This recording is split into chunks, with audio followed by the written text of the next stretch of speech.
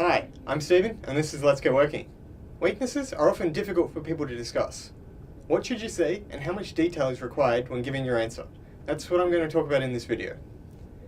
If you've been searching online for answers to common interview questions, you've probably come across some articles or blog posts that suggest disguising a strength as a weakness, using an irrelevant weakness, or some other technique that basically doesn't tell the interviewer what they want to know. Things like, I work too hard, I'm a perfectionist, or I don't have any weaknesses. These are all bad examples to use. Interviewers have seen all the tricks before and will see right through them. This question is a chance for you to be honest with yourself and the interviewer about your weaknesses and show that you can recognize areas where you need improvement. For the interviewer, it also shows that you want to improve and how you face and overcome obstacles. We all have weaknesses in some areas, so saying you don't is just a lie. The hard part about answering questions regarding your weaknesses is you need to walk a fine line. If your weakness is something critical to the job, such as communication skills for a customer service position or math skills for an accounting position, this can hurt your suitability for the job. Read through the job description. Make sure you aren't mentioning something the employer is looking for. The best advice for answering this question is to be truthful, but not so truthful that you raise red flags. I have trouble getting out of bed in the morning, which results in me occasionally being late. Now, this is a truthful answer, but you're being too honest, and it will make you look like a bad choice. In addition to avoiding red flags, avoid personal weaknesses, as they won't be relevant here. A crippling fear of snakes isn't going to mean much in a job, unless you're applying for a job at a zoo.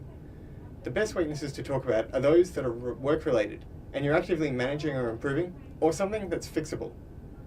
To help recognize your weakness, you need to do some self-assessment. Think about what you have difficulty with, which of your skills need improvement, or what previous managers or co-workers have told you about your work. Once you've got a list, go through it and pick out the things you're currently managing or would be able to manage. Finally, list what you have done or could be doing to manage each weakness. This gives you 3 pieces of information you should include in your answer. 1, what is your weakness, or what is it you have difficulty with? 2, what have you done to manage your weakness so it has less of an impact on you? And 3, what impact has managing your weakness had on yourself or previous work? For example, I get nervous when it comes to speaking in front of big groups. I have no problems in small groups, but in large groups I can be reserved and not always offer my opinion. To overcome this, I've been attending Toastmasters events to help practice speaking in front of groups. Being put on the spot and asked to talk at these meetings hasn't been easy, but it has helped me realize the importance of speaking in front of groups, and made me more confident as a result. This new confidence has made me a more effective communicator, and my previous manager noticed an improvement in my work as a result. Let's look at another example.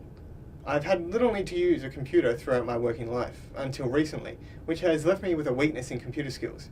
To fix this, I've been taking a short computer course after work. I've been learning basic computer skills and familiarizing myself with the commonly used software that businesses use, such as Microsoft Office.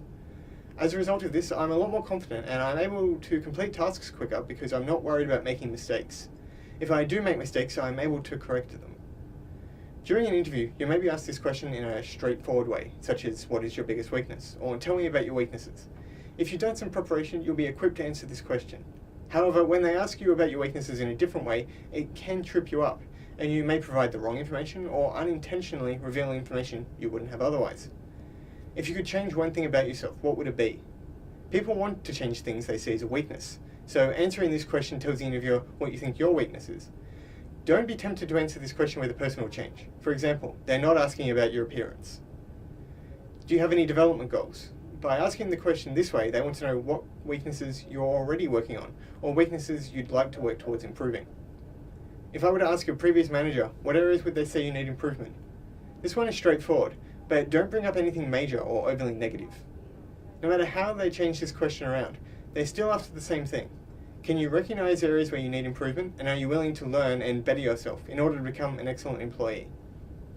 Be mindful of the way you talk about your weaknesses and show they can be managed, so their impact isn't too great.